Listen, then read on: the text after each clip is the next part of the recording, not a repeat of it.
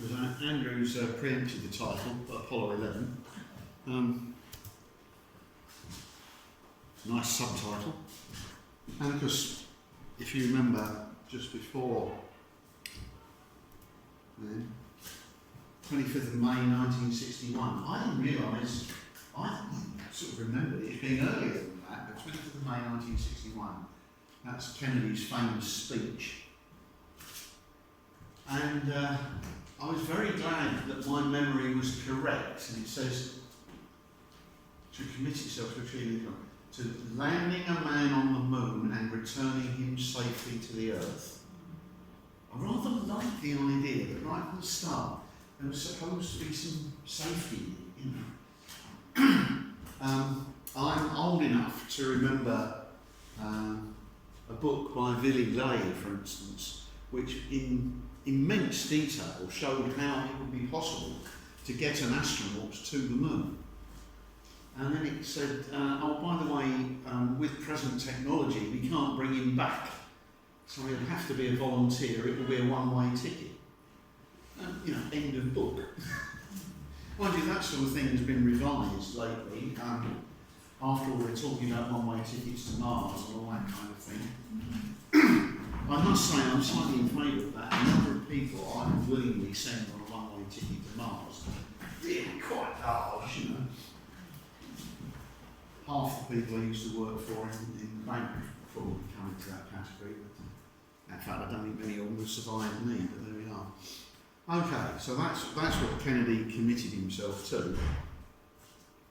And of course, this was the, I suppose, the effective start of the space race. I've always said, which is not necessarily a popular viewpoint, but I think the space race had all the advantages of a war, but didn't cost many lives. You know, it provided that the pump primer for technological development. It was also a marvellous way of increasing the rate at which money circulates, and it provided a lot of jobs. Because the Americans claimed that they couldn't afford it after Apollo 17, and they said, oh, you know, cancelling the rest of the Apollo programme. But it is very noticeable that the American economy carried on quite well until the 400,000 redundancies started to bite. And even the American economy can't take 400,000 redundancies in a fairly short period.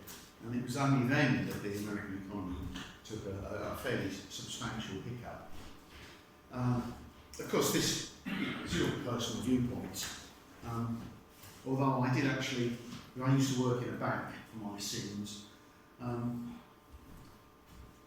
but I did go to a lecture many years ago at the Institute of HGSAS. It was then called, I think it's the Institute for Financial Affairs now. And more or less the same point was made, you know, that something like the space race is an ideal way of wasting money, and there's no better way of stimulating an economy than wasting large quantities of money. And of course, the thing which is sort of hidden in that statement is that in effect the commitment was backed by a blank cheque. And that's one of the reasons they got there. Because essentially it didn't matter how much it cost, they were going to get there. And that's the man who made it possible, Werner von Braun.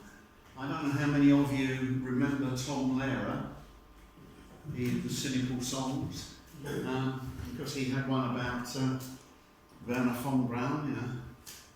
I send them up, who cares where they come down? It's not my department, says Werner von Braun. I listened to a Radio 3 programme where they claimed that had von Braun not rhymed with down, that particular song would never have got written. I don't know whether that's true or not, but there we are.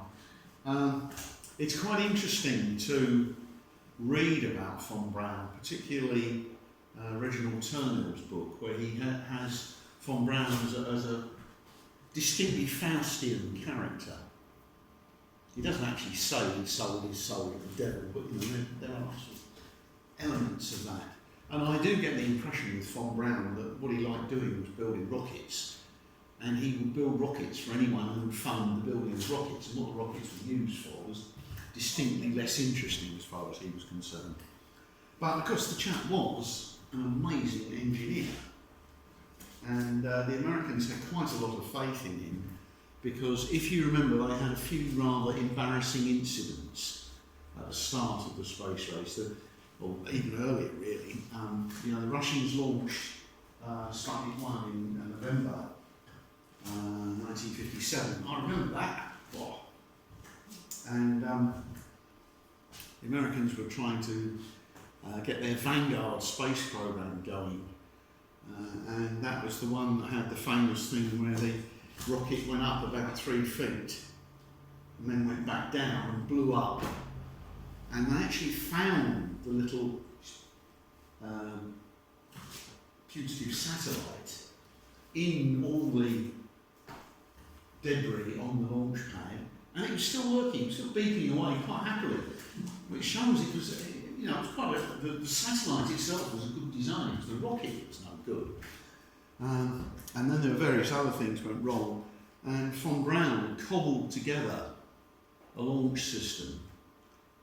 It sounds crazy when you hear about it now. Took a Redstone missile, took the bomb out of the top, and put a rotating platform on which were 7 rockets. The reason it was rotating was if they didn't all fire at exactly the same moment. If they were rotating, it would still tend to go fairly straight. And then inside the 7 there were 3, and inside the 3 there was 1, and the 1 had a satellite, Explorer 1, attached to it. And this amazing lash-up worked. It launched the first American satellite. I don't know about Explorer 1, but I think Explorer 3 is still up there. It went into such a high orbit that it would probably never come down. That was the one, I don't know how many of you are old enough like me to remember when there was a headline in the papers, "We are prisoners of fire." Do you remember that? Explorer 3 found that there was a zone around the Earth where the temperatures were 100,000 Kelvin. Of course, there's practically nothing there.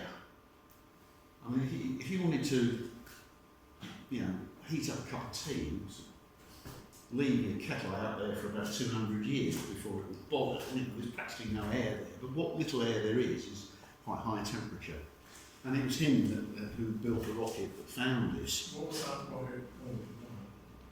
The actual rocket was a Redstone missile, and the satellite was an Explorer. There were several bits inside. Yeah, I can't remember. They actually did give it another name, didn't they? Quite right. I can't remember what it was now. Why did he do that? Anyway, it launched Explorer. Now, I just wanted to remind you that not everything went smoothly with the Apollo program. The Apollo 1 crew actually were a little worried about the safety of their capsule.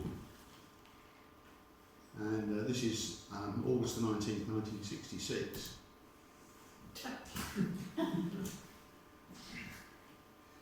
As it says, it's a parody of the usual crew photograph. And that's their names, Grissom, White and Chaffee. And I think you know what I'm building up to. It's the famous fire which killed all 3 of them. It showed the dangers of using a pure oxygen atmosphere and having things like polystyrene insulation, not polystyrene, polythene insulation on your wiring. If the wiring got hot in pure oxygen, it just burns, and very hot too.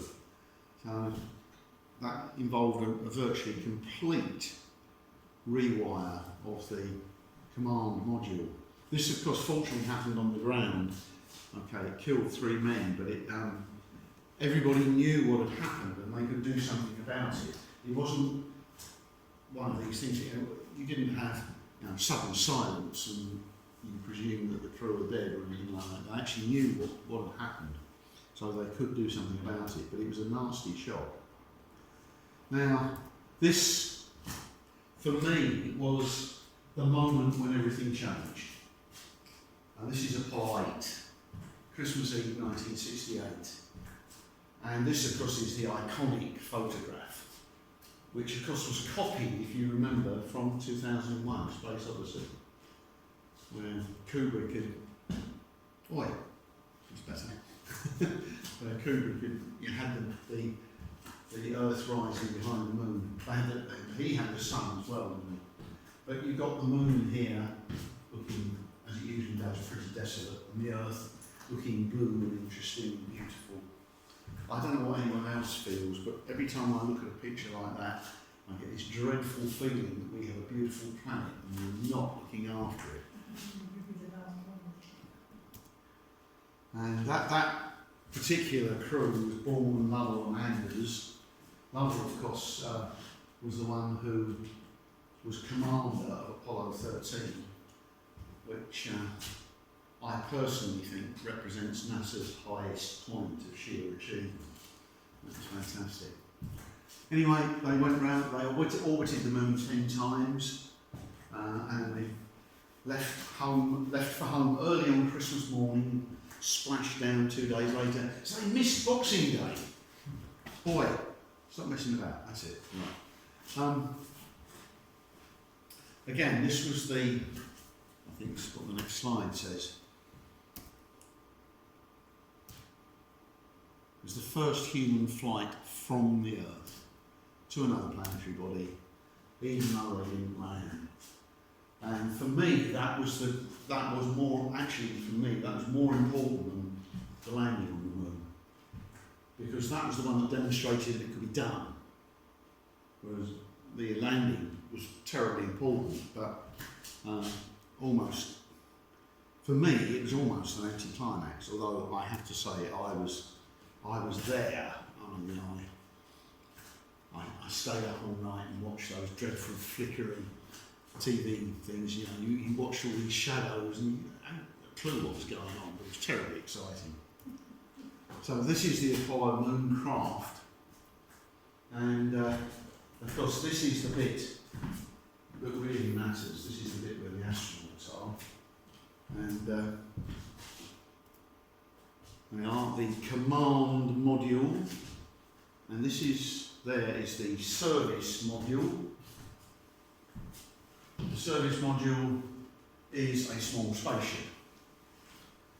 It contains also fuel for an engine and these thrusters, but it also contains fuel cells. Stop doing that. Fuel cells, the reserve oxygen supply for the command module, and so on. It was the reserve oxygen supply for the command module that blew up in Apollo 13. So the service module there is very, very important for keeping the crew alive. And that's it's now called the lunar module, but Andrew and I'm older than Andrew, but even so, we both go far enough back to remember when it was called the Lunar Excursion Module. The LEM, not the LEM, not the LM. But it's always called the LM now, the Lunar Module. So the bit on the right with the red border around it is the bit that lands on the moon. The two bits on the left stay in orbit, and the crew spend most of their time in the conical bit in the middle.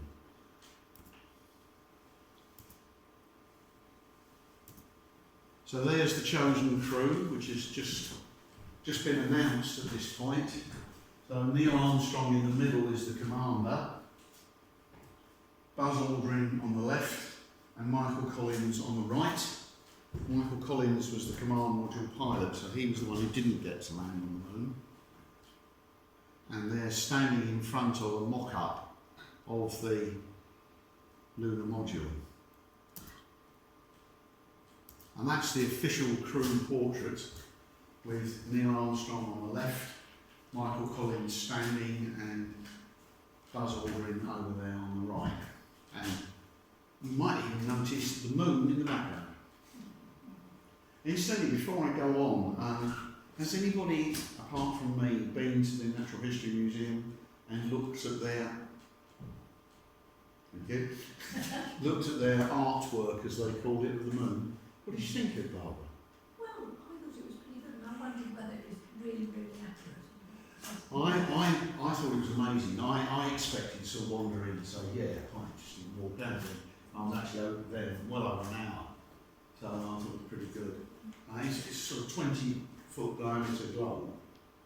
I don't know whether it's projectors from the outside or light from the inside, but it's covered with NASA pictures of the moon.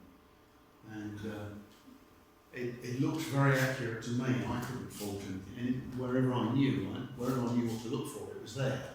So I was quite impressed by that. It's well worth a visit anyway. That's the crew patch. I've somewhat expanded that beyond its limits. That's why it's got all sort of blobbing like that. In case you can't see clearly what it is, that is an Eagle landing. Which of course was the Columbia was the command module and the Eagle was the lunar module. So they lifted off at 9:32 AM Eastern Daylight Time, and there is the Saturn V lifting off. I'm simply taking for granted that the caption is correct and that is Apollo 11 lifting off. I don't know. It's interesting, of course, just to look at it. This is one big rocket, 365 feet tall. That's quite a big rocket. Quite a lot more than half of the total weight is in this first stage here, which in essence lifts the whole thing up. I think it's about 11 kilometres and gets it up to a speed of something like 5,000 miles an hour. The amount of fuel and so on that is used is absolutely staggering. Just bringing the 5 main engines up to operating temperature, which is, the ignition is 3, 10, 9, 8, 7, 6, 5, 4. 3 is ignition, 2, 1, you lift off then. But just like those 3 seconds, you use 15 tonnes of propellants. And the whole thing is the numbers are staggering. If you want another completely useless fact, but I think it's interesting, the turbines that pumped the fuel, which was kerosene, and the oxidant, which was liquid oxygen, into the engines, just the turbines running the pumps were more powerful than the turbines on the Queen Mary. It shows you just how much power you need. The thing is, in order to lift a rocket this big, you have to have enormous pressures in the engines. Now, you can't feed more fuel into the engines unless the pumps produce more pressure than there is in the engine. So you need pretty sort of puissant pumps. The whole shebang weighs over 3,500 tonnes, and something like 2,000 of it is that. And this admirably fulfills Arthur Clarke's description of the average launcher as a bunch of fuel tanks in a hurry. He also pointed out that most of the rocket fuel that has been expended was used to lift other rocket fuel. Because actually, until you used up most of your rocket, you're not getting anywhere near space. So this takes it up the first stage, and then that drops away. Then the second stage takes everything else up to orbit, and then you can carry on from there. This is the S4B, which is the trans-lunar injection craft. That's NASA speak for the bit that takes it from Earth orbit to the moon. And in the very top here is the lunar module is in there, the command module is up there, and the service module is there. And this funny little bit on the top there is the escape tower. That's a small rocket with engines that are off axis. And the idea is that if everything goes kablooey, you fire that and it drags the command module off the stack. So hopefully the astronauts, it's got to take it up high enough so the command module's parachutes can deploy and it can land. I did once speak to a NASA, I suppose you call it a bigwig, I don't know. And he said, although this was the best method of ensuring crew safety that anyone had come up with, he would not have liked to have been a member of the crew that actually had to rely on it. You know, it's a bit like an ejector seat on a jet plane. If everything goes right, it's fine, but it may not go right. So this bit gets it up, this bit gets it to orbit, and the rest of it takes it off to the moon. Again, the numbers are astounding. The bit that went into orbit weighed 135 tonnes. Now that is a lot. And those of some of you, Barbara and Almira and Andrew will have heard me say this before. When people are talking about, I'll go to Mars next week, so we touch.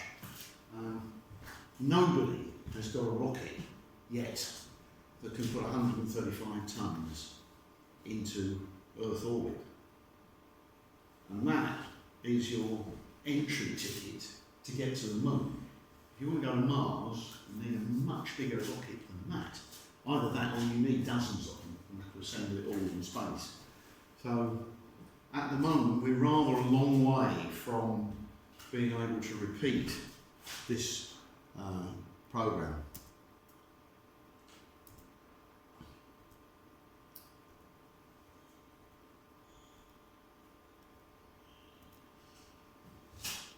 Okay, there's the full moon. We couldn't get the aspect ratio right, so I'm afraid the full moon is rather elliptical in shape. Full egg. Hmm? A full egg. It's a full egg, yes. And of course this is putting the Mare Crisium in the middle, which is not how we would ever see it from the ground. But they were well on their way at this point. And again, one of the functions of this kind of mission is to produce photographs that you can't see any other way. So this is a rather unusual view of the moon. You've got Crisium, Imbrium, Serenitatis, Tranquillitatis, and down here, but I don't think at that stage that had been named, you've got the South Pole Aitken Basin. And around the other side where you can't see it, you've got the Mare Orientale.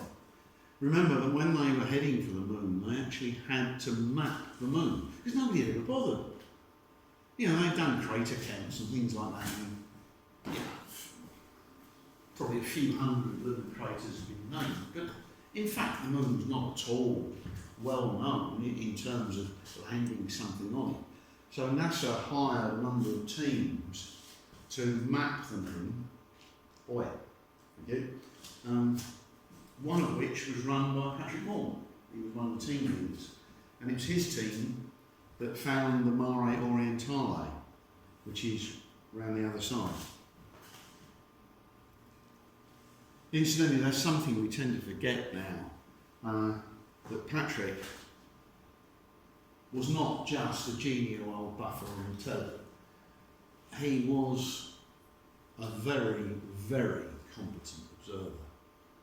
And I've been down there a couple of times. I've seen his observation notebooks, and they are absolute models of how observations should be done. And of course showed up why I will never be a good observer, because I would never be that thorough. I sooner look quickly at a dozen things than look really in detail at one thing. So don't ever expect to see my name on famous observation. Here's just a few pictures, some of which you'll see again. That's looking down. That's the gantry through which the astronauts get into the command module, and that's the rocket just beginning to go up. There is the escape tower, which is just a small solid fuel rocket, and will drag this off. It's only because you have to fire all your, make sure you remember to fire all your explosive bolts before you lit the escape tower. If you didn't, the escape tower wouldn't work. I think, in fact, all the things are linked together. We'll have a look at these in more detail in a while. That's the command module seen from the LEM. That's the LEM seen through the window of the command module. You can see bits to the side there. And that's the ascent stage of the LEM. So that's the LEM with legs before it went down, and that's the LEM without legs when it came back up again.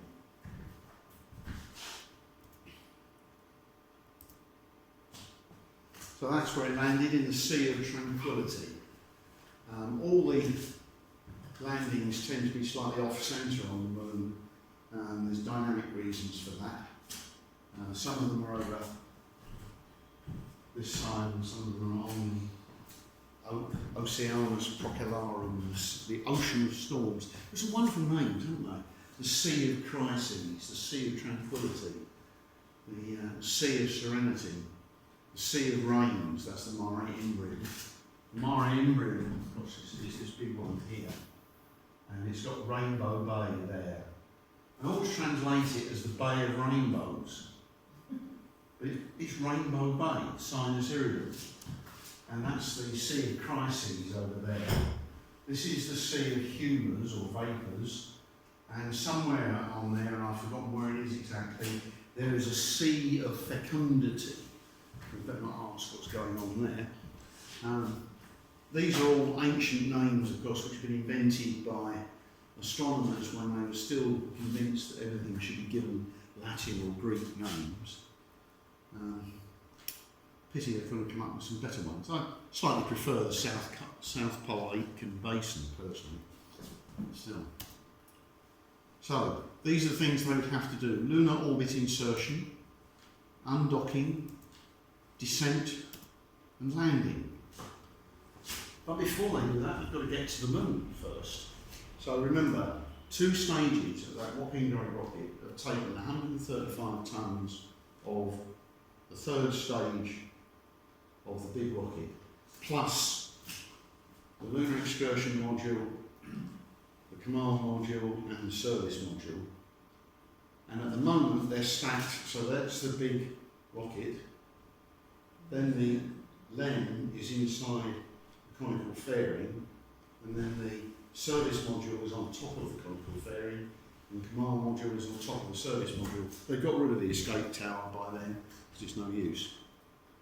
So they then have to fire the engine of the S4B, and that will take them out of Earth orbit and take them on towards the moon. But first, I have to redeploy. Because at the moment, you've got the LEM sitting there in its framework, and you've got the service module on top of it, with the command module on top of that. What they have to do is get rid of the fairing, and they have to turn the command and service modules around and dock the command module with the lunar module. So I had to do that. This was only the 2nd time it had been done, so quite tense. I mean, they'd done docking manoeuvres before in the Gemini program, but it was only the 2nd time it had been done in the Apollo program. One of the reasons, incidentally, why they could do Apollo 8 the previous Christmas was that the lunar module was not yet ready, so they could send Apollo 8 to the moon just with a command and service module, which meant they got quite a lot of spare propellants, so they could go faster to get there and come back quicker as well. So the whole Apollo 8 mission was much shorter.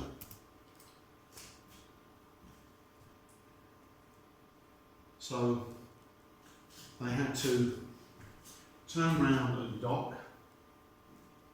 Then Aldrin and Armstrong had to crawl through the docking tunnel into the lunar module, power the lunar module up, make sure everything was working.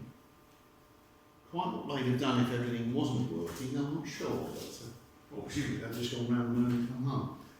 And then when they were in orbit around the moon, they would have to undock again so that the lunar module could go down to the surface and two of them could actually walk on the surface of the moon.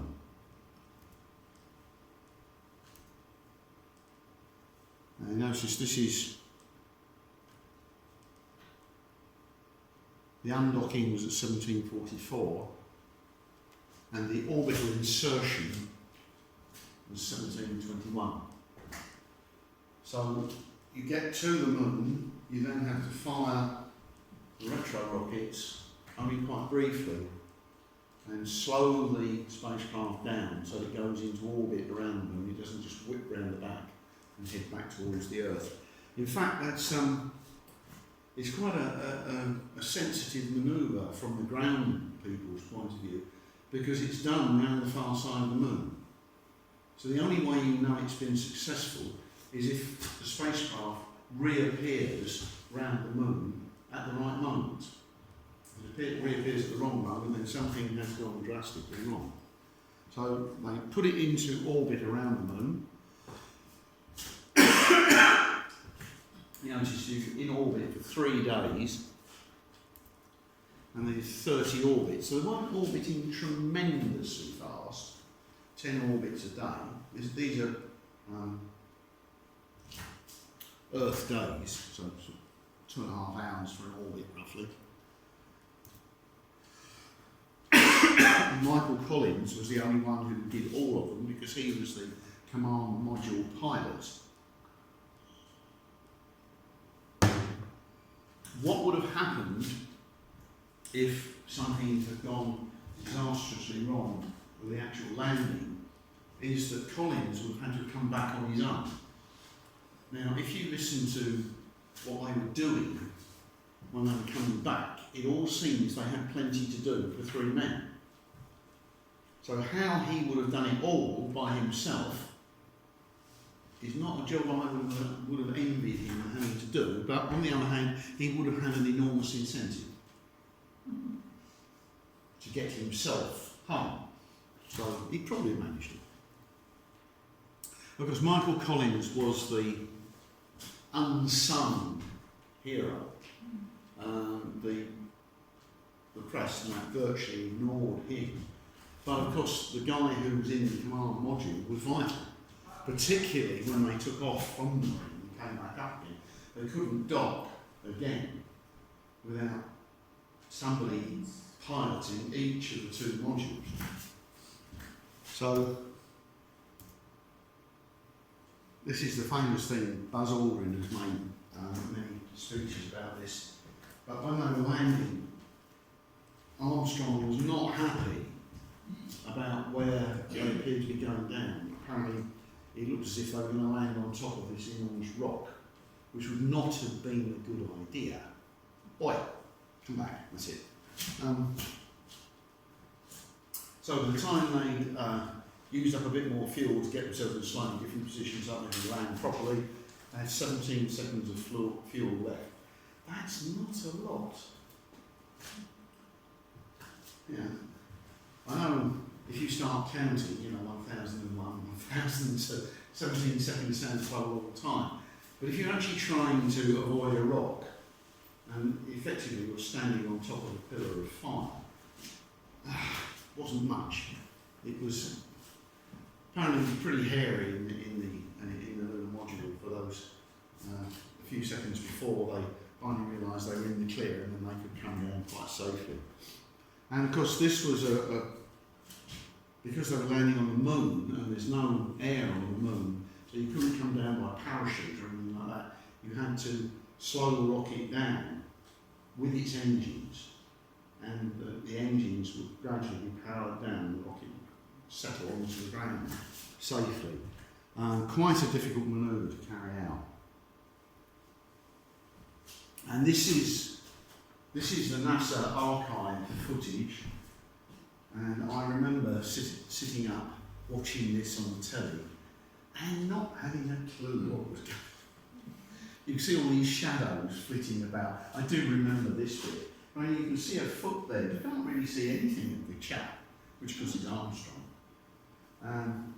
There's been a lot of stuff made about this because it's simply an automatic camera on the outside of the spacecraft that was taking a picture of Armstrong landing. And if you actually listen to what he said, he was supposed to say, this is one small step for a man, and a giant leap forward for all mankind. And because what he actually said was, it's one step for a man and a leap forward for mankind. So he didn't get it right anyway. I'm not surprised. If you were the first man to step on the moon, would you really be worried about the script? I certainly wouldn't have been. But I do remember, as I say, watching this and wondering what was going on and listening to the commentary and so on. Because if you actually, I don't know how many of you have been to the Science Museum, because they've got a little module there. And if you look at it, you had to get into an airlock, which was like a little lobby on one side of the little module, and you had to crawl out backwards so that you could then descend the stairs or the ladder and get onto the moon. This inner space must have been quite an art, because the spacesuits are slightly better now, but they were very bulky in 1969. And if you notice, when they're moving, the joints move quite slowly. And they've got these rings around them because the joints have constant volume. Because you don't want the volume to change, otherwise, if the volume, for instance, is getting smaller, as you move your arm like that, the pressure will build up and you can never move it very far. The only thing they could do easily was jump up and down. They only found that out when they got on the surface. And I can't remember if it happened on Apollo 11, but certainly on at least one of the others, one of them was jumping up and down and fell over, and then had enormous trouble getting up again. If you imagine trying to get up when you're in a spacesuit, which is very bulky and restricts your movements, you've got a support pack on your back which weighs as much as you do, and you've got this goldfish bowl helmet, which means you're looking out of something a bit like a diver's mask in terms of what you can see. So, for instance, you wouldn't be able to see your feet. You wouldn't know what was going on. It did require quite a lot of learning how to use them. And so I've heard the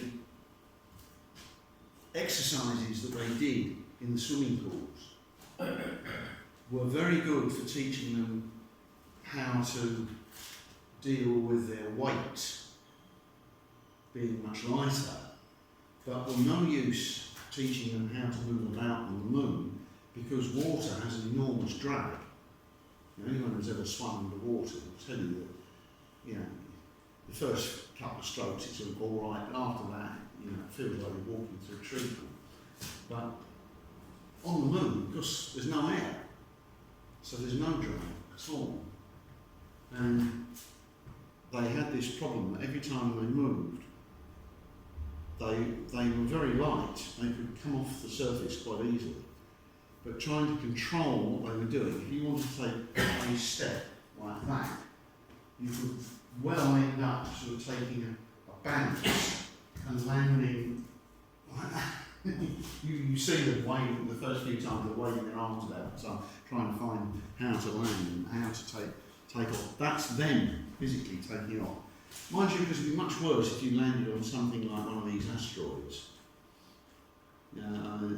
You know, Hayabusa and OSIRIS-REx are both playing around getting asteroid samples at the moment. If you have an actual person there, if you just bend your knees and kicked, you'd be able to jump right off the asteroid and never come back. There's a few science fiction stories about that. So anyway, they landed at that time and they came back after something like, what's that, about 18 hours on the moon. They were on the moon for 6 hours before they actually came outside. And some of that they were supposed to be resting, but apparently that wasn't a very good idea because they were far too excited to rest. And the other things they were doing were checking all the systems. You know, you had to make sure that the airlock was functioning and so on, because it's no good getting into your spacesuit, going outside, and then finding you can't get back into the spacecraft. Or finding, for instance, that you've opened the airlock and you've lost all the air because you haven't shut the air down and so on. An awful lot has to be done. It's not at all like the sort of science fiction films which I had seen, where you know they sort of landed on their asteroid or planet or whatever it was, you know, said, okay guys, we've landed, you know, we're going to go and explore now, and just open the door and walk out. It's not quite like that. You have to do an awful lot of tests first. Apart from anything else, they had to test their spacesuits. So, you know, put the spacesuits on in the lunar module. Then they exhausted the lunar module and tried out, make sure the spacesuits were working, make sure the helmet seals and so on were all working. Because if they weren't working, they could simply repressurise the lunar module and the men would still be alive.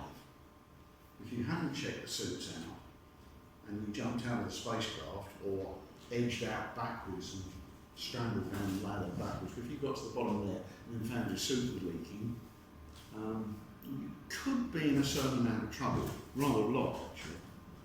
Roger, Mark Yates, who was originally going to be coming, he did a talk at the British Interplanetary Society earlier, and he had one of these checklists that they had to go through before they got out onto the moon. And he found a little extract from the voice, voiceover to Houston, where they were going through this, and it must have taken them, hours to go through it before they could come out. It was so exhausted, this checklist. Yeah, but you've got to check everything because, this is a very, it's a vacuum, standing in a vacuum, it's a very unforgiving environment.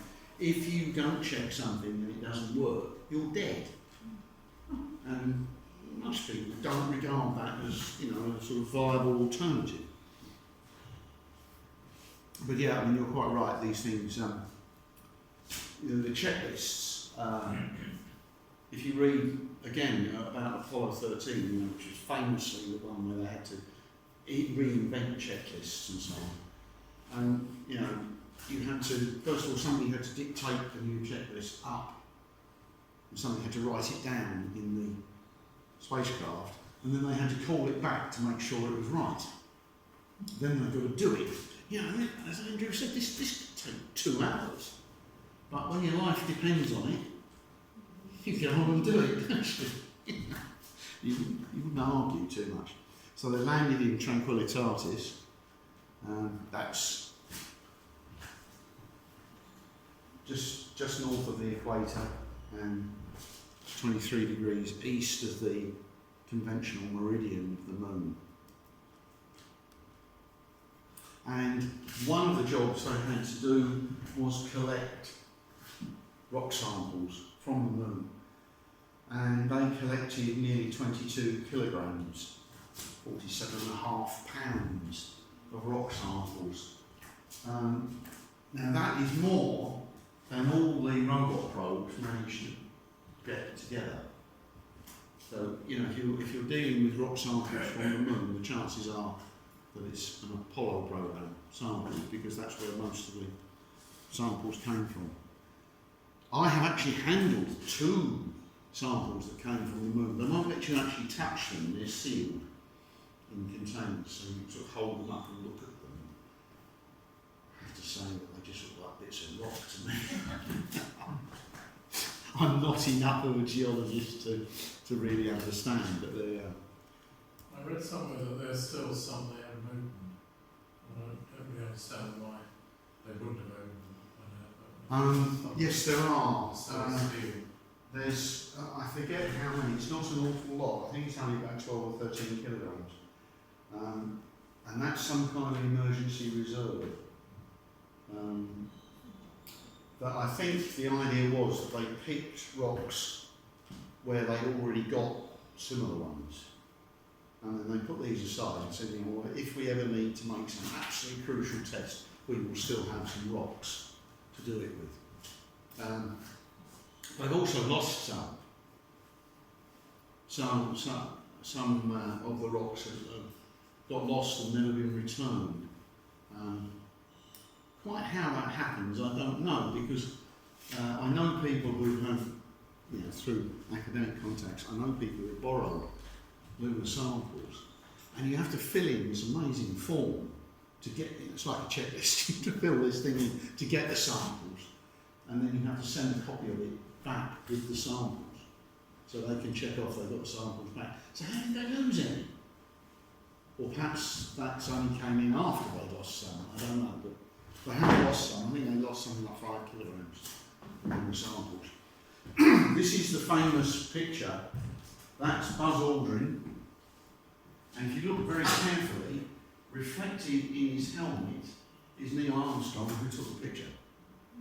So if you could look at Neil Armstrong, you would see Buzz reflected in Neil's helmet, and then, no, we won't. And there is the surface of the moon. The surface of the moon, certainly in the sort of places that Apollo spacecraft landed, is not wildly exciting. Acres and acres and acres of what they call regolith. That's this very fine dust. You can see some bootmarks here in the dust. The regolith is a mixture of impact debris. You know, where things are smashed into the moon and sprayed out bits of moon, and also debris from the actual impacting meteorites. Because the moon has effectively no atmosphere, the impacts are going on all the time. So this surface material, the surface materials on the very top is very, very fine grained. Now they expected that, and in fact Arthur Clarke, who did a marvellous job of thinking in advance of an awful lot of things, and he predicted all this. He didn't do first mathematics, but he made popular the idea of interplanetary billiards, these gravitational assist manoeuvres and all that kind of thing. But he actually wrote a book called A Fall of Moon Dust, where some tourists on the moon get buried about, I think it's 10 metres down in a large crater which is full of lunar dust. Unfortunately, we don't believe that any such place exists on the moon, but it's a good story.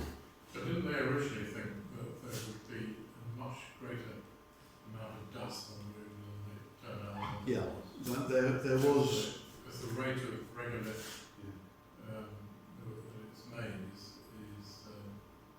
if you multiply that by the life of the moon, it would be about... I mean, they're expecting it to be metres thick, yeah.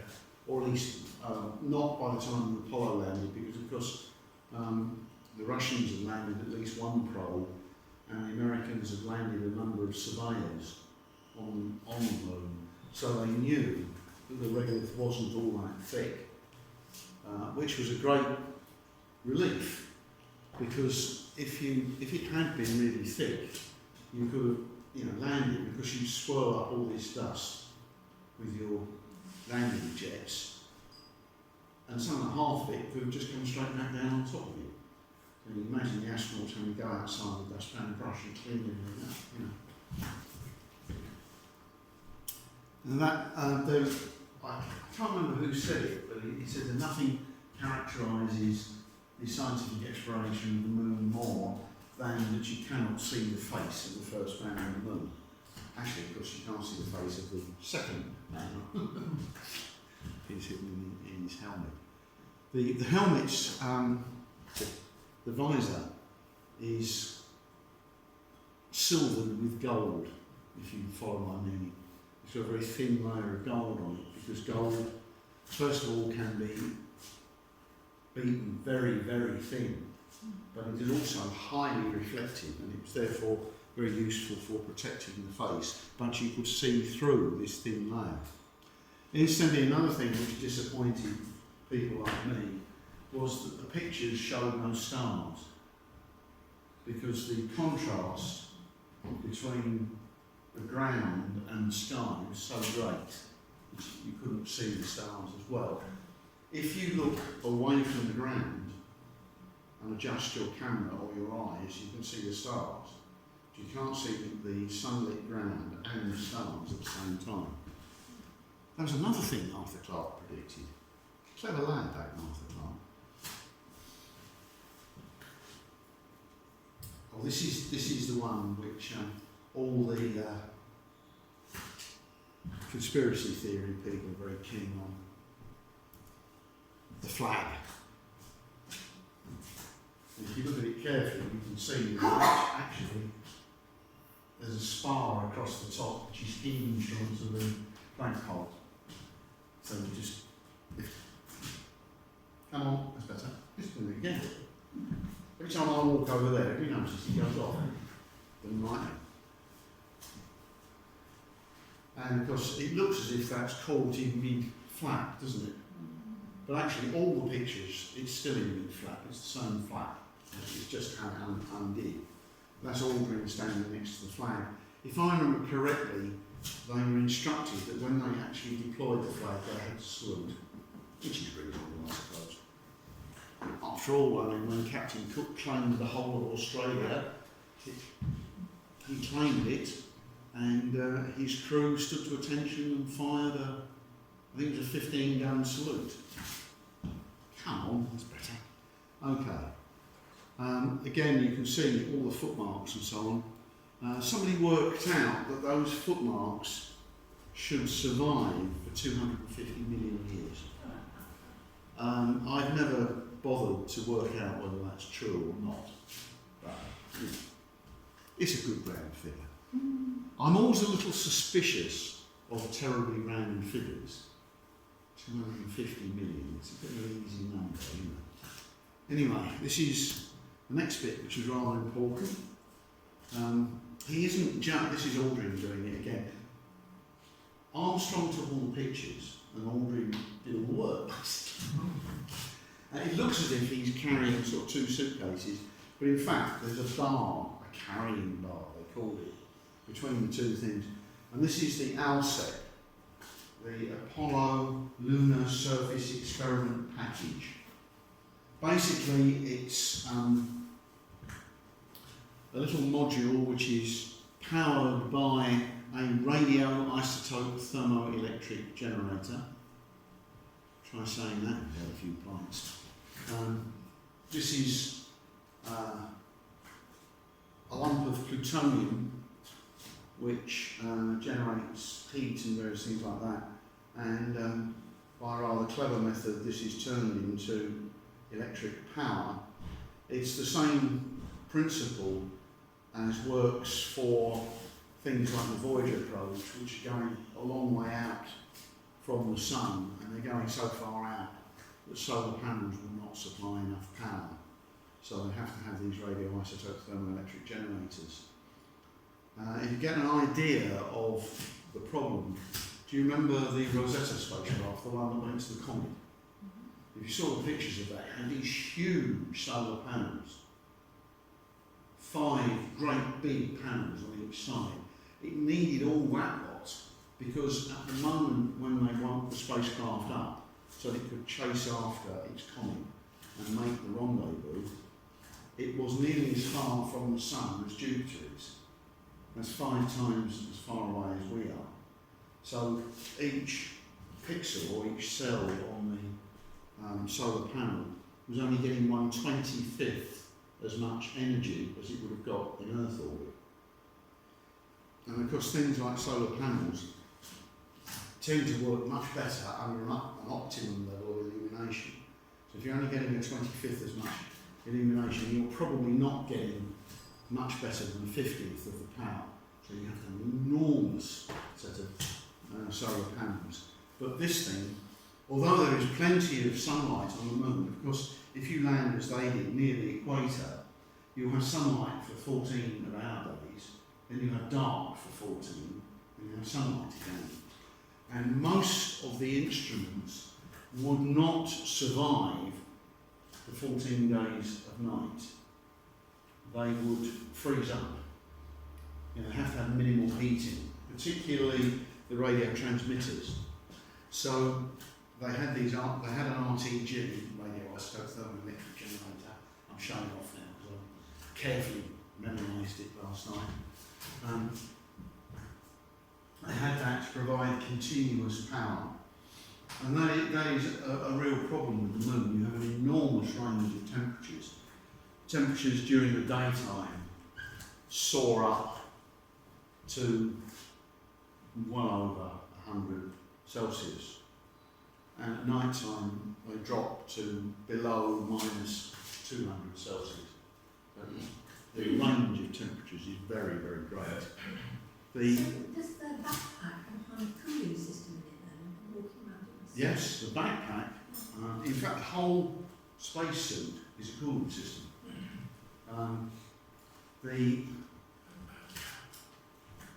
The gas they breathe has been moved round them in very capillaries to absorb most of their heat. And you know, they then breathe it as oxygen, obviously, and then they vent the heat. So there's continuous venting going on in that backpack. The backpack is pretty heavy. Because on the moon, the weight isn't the problem, but the inertia is still there.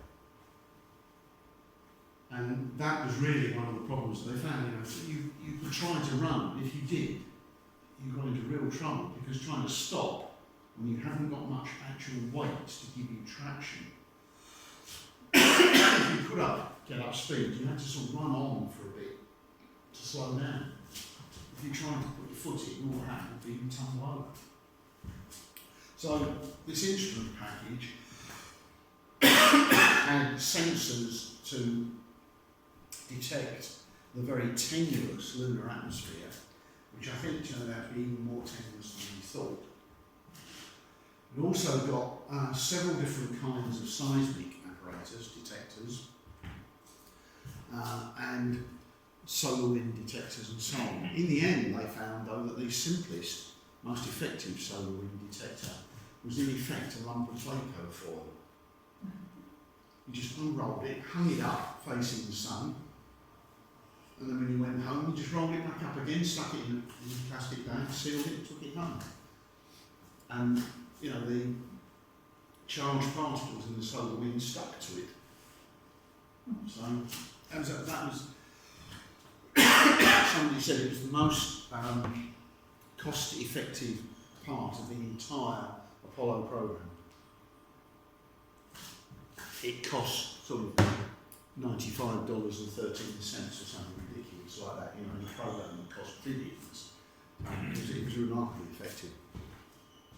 They had to move away from the lander because the lander contained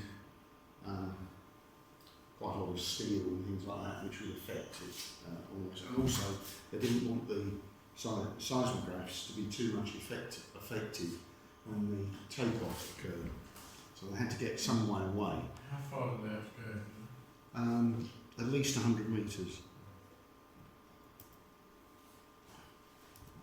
So there you have the seismometers, deployed with the flag in the background. They also had a sampler, core sampler, which looked remarkably like an old-fashioned wine bottle opener.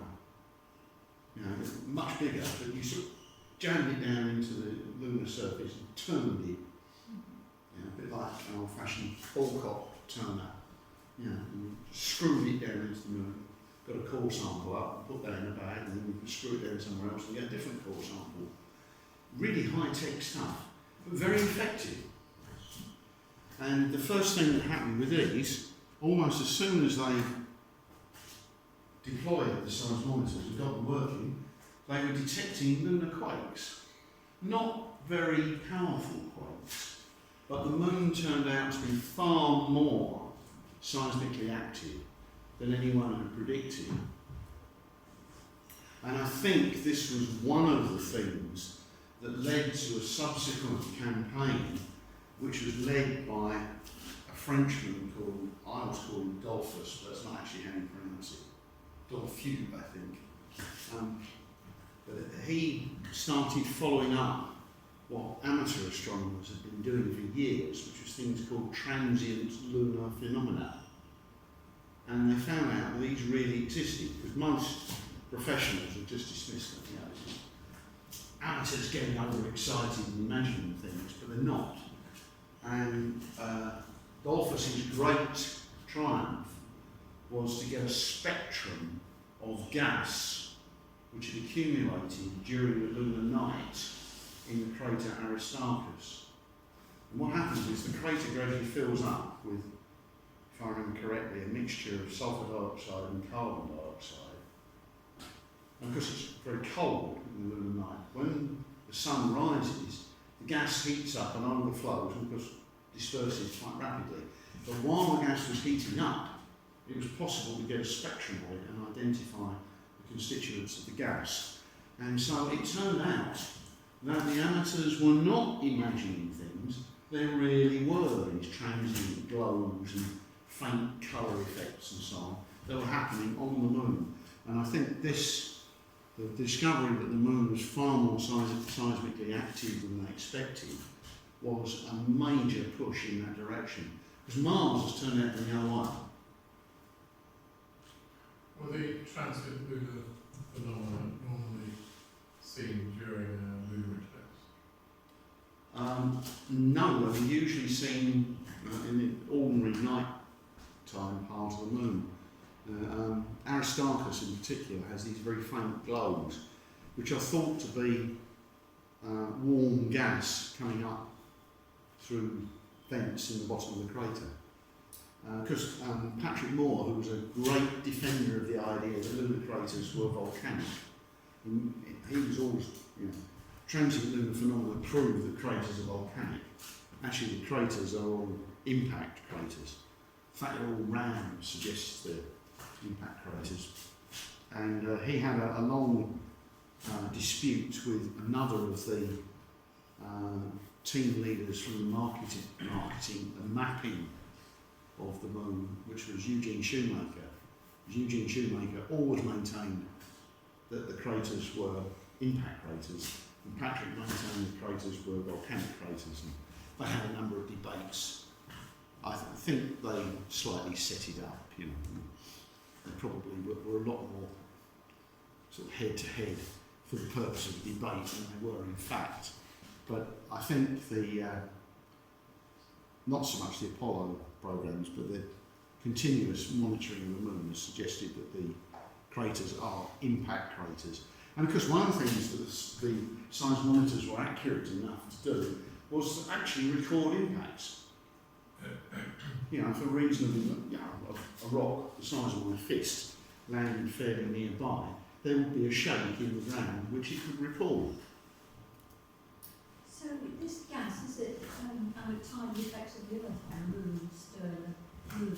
I don't think we really know, but I mean, certainly in Earth volcanoes, outgassing of carbon dioxide and sulfur dioxide is very common. So you'd not be surprised if some kind of remnant volcanism were produced such gases. The question is it just Aristarchus, or is Aristarchus the one where it's best shown so we can see it best? Or does it happen all around the room?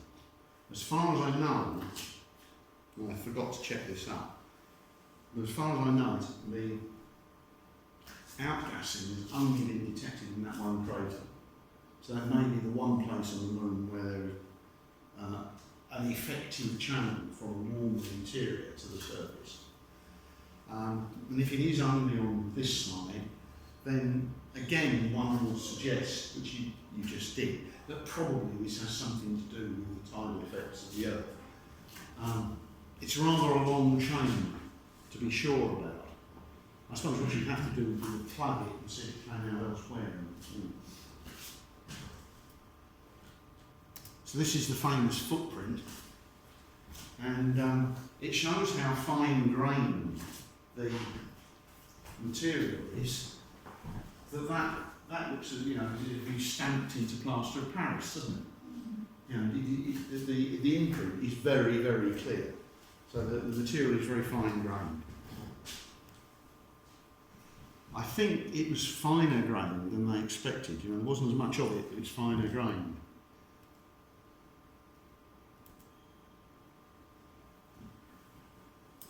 That's one of the very few pictures of Armstrong on the moon. He's doing something or other there because these are the legs of the lunar module. And as you notice, he's managing not to look at the camera.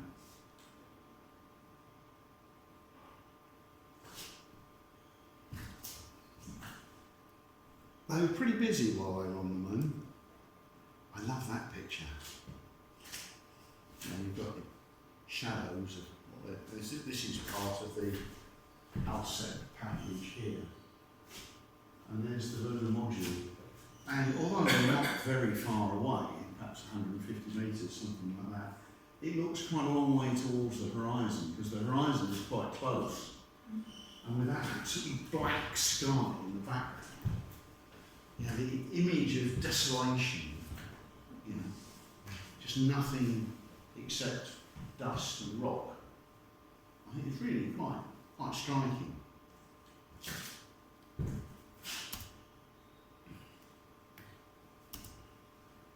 So they left behind the American flag.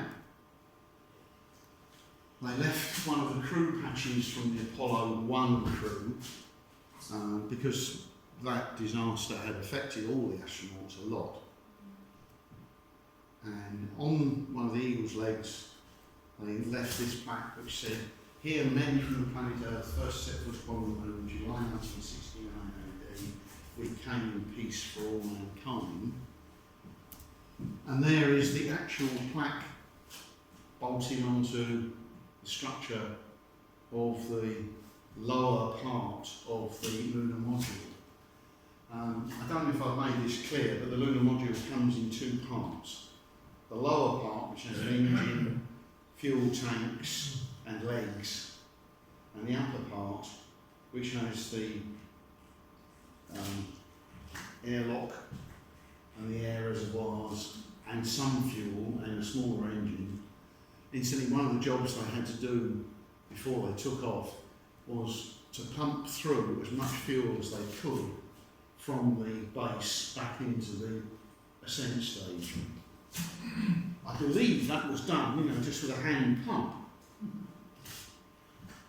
Which must have been fun on the moon, because you probably have to sort of brace yourself, to operate a pump. Anyway, there it is, and notice that there'd been a major change of administration between Kennedy, who'd been assassinated and followed by Lyndon Johnson, who then lost an election and was followed by Richard Nixon. Dear old Tricky Dicky.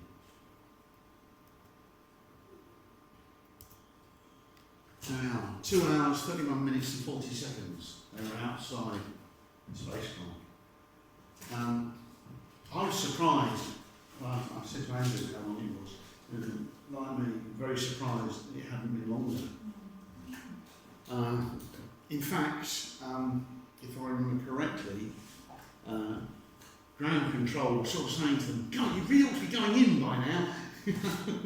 Oh, just take another minute or two, you know, like kids playing on the beach, you know. Now, so the bit of the legs in stays there, and the rest of it takes off.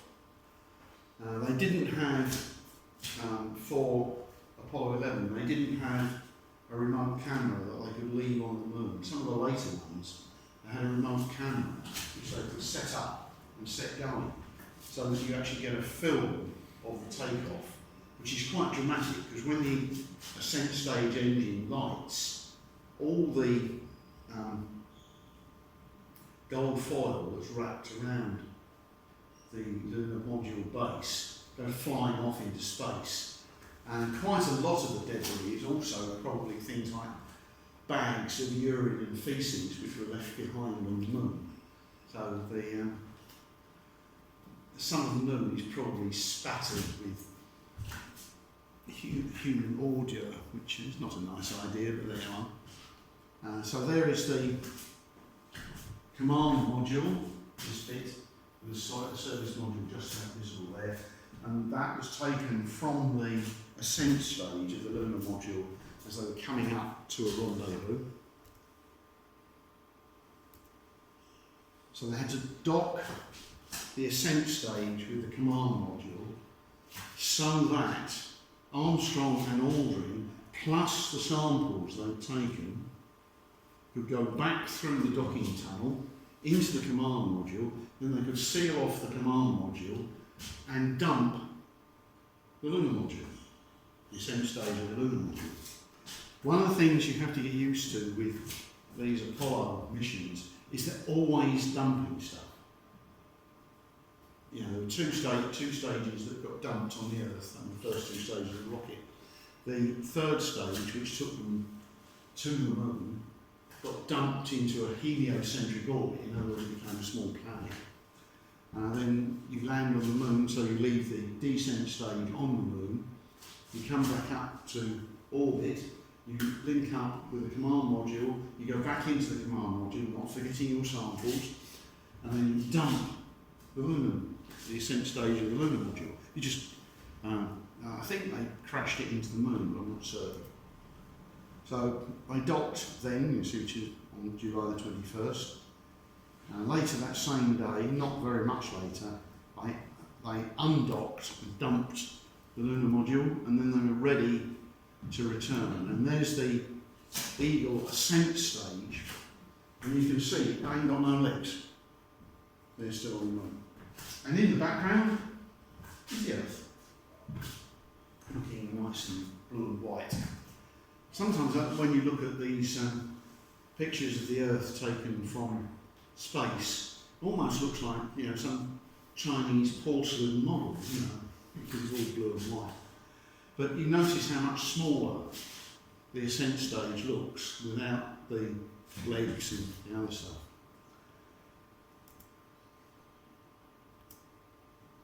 And there we are. That's how they came back. The spacecraft lands, heat shield first in the water. Oh, they have to dump something else. They have to dump the service module.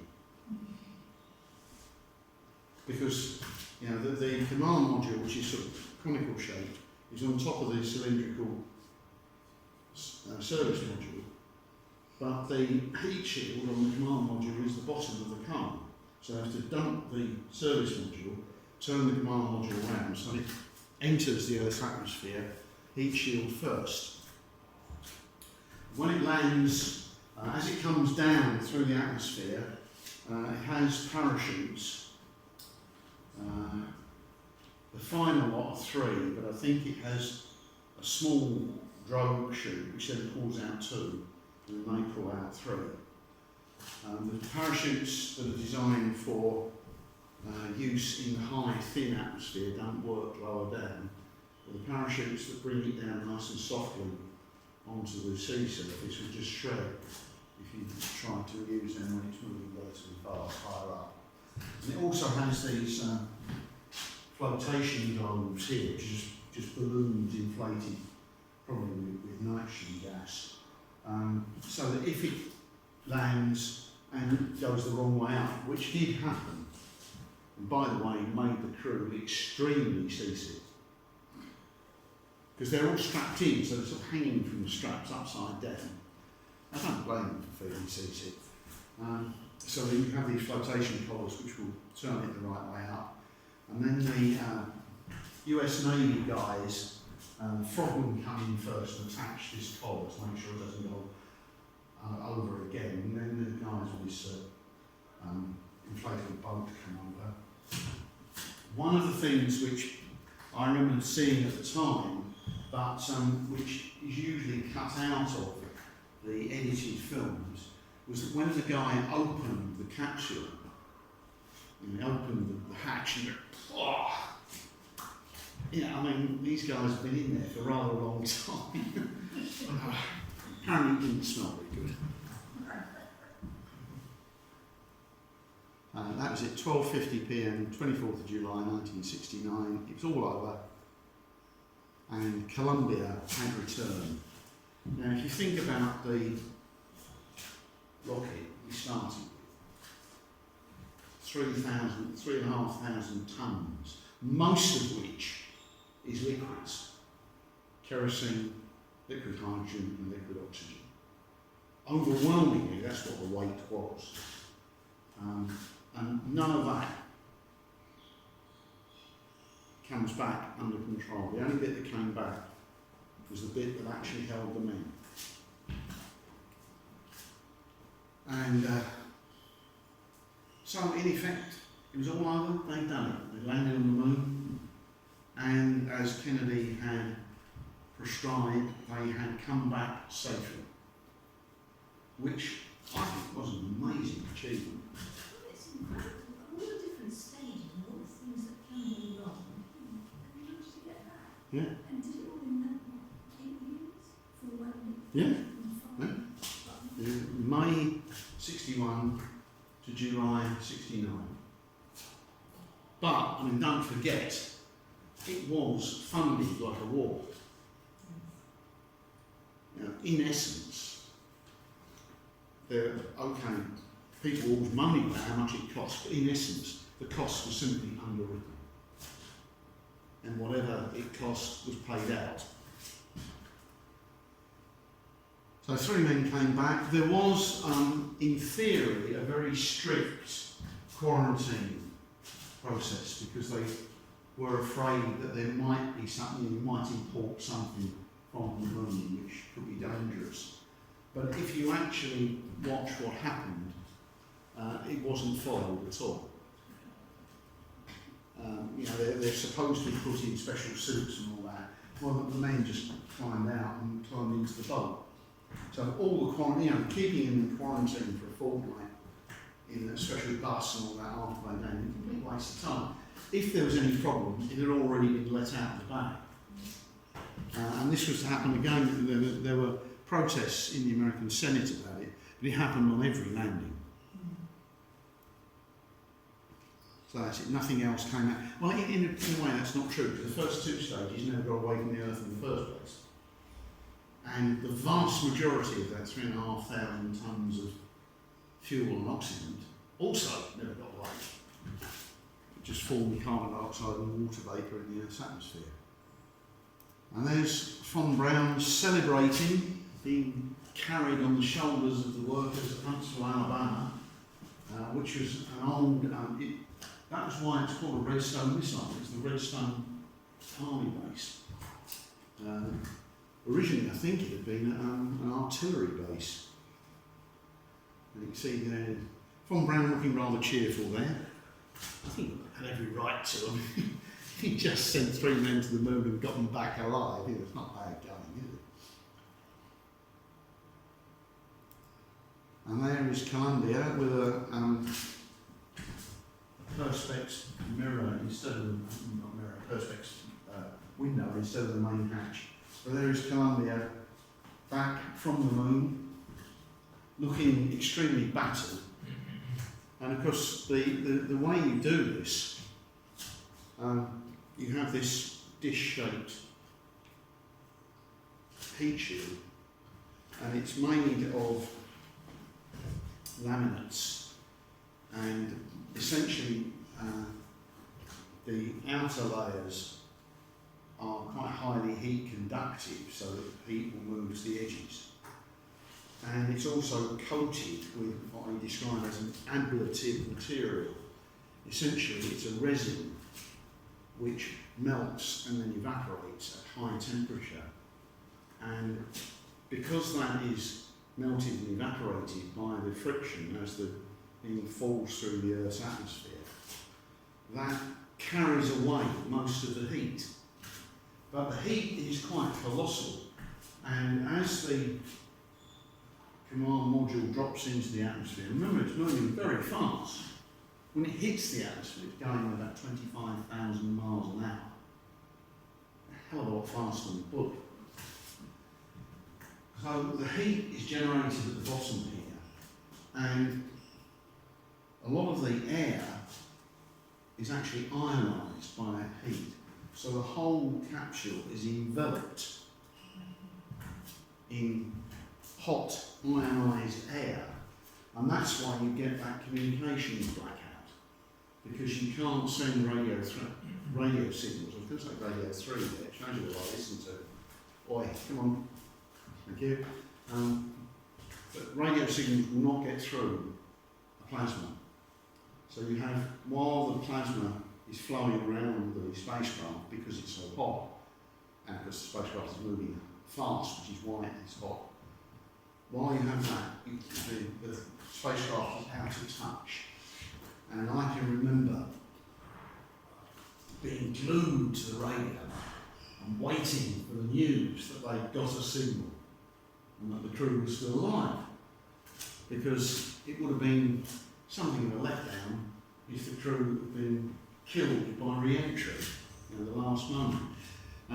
Apparently, von Braun's big fear was that something would go wrong and they would be killed by the impact on the sea.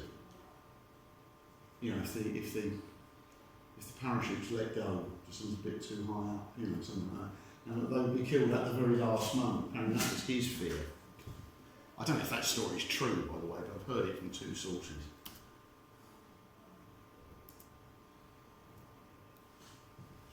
I think that sums the whole thing up, doesn't it? 50 years ago, they could send groups of 3 men to the moon and bring them back safely. And Apollo 13, they could even overcome a disaster, the explosion of the reserve oxygen tank in space, and still get the men back. I don't know if you remember the press conference. The chap had been explaining what was going on. He said, Eugene Kranz, the head of the white team, has a few words to say to you. And he did have a few words to say. He walked up to the microphone and he said, "We will get these men back," and walked off. There's nothing else to say. But, that was the spirit. Only a few years later, they couldn't make up their mind what to do with Skylab, and a 3-ton chunk of Skylab landed less than a quarter of a mile from houses in the outskirts of Perth, Australia. The Australians were not amused, and I don't blame them. I think, Apollo 13 was the high point, but I think 10 years later, NASA, through budget cuts and people leaving and so on, I think NASA has gone a long way downhill. I don't think they've ever quite recovered the cohesion and the spirit of the Apollo days.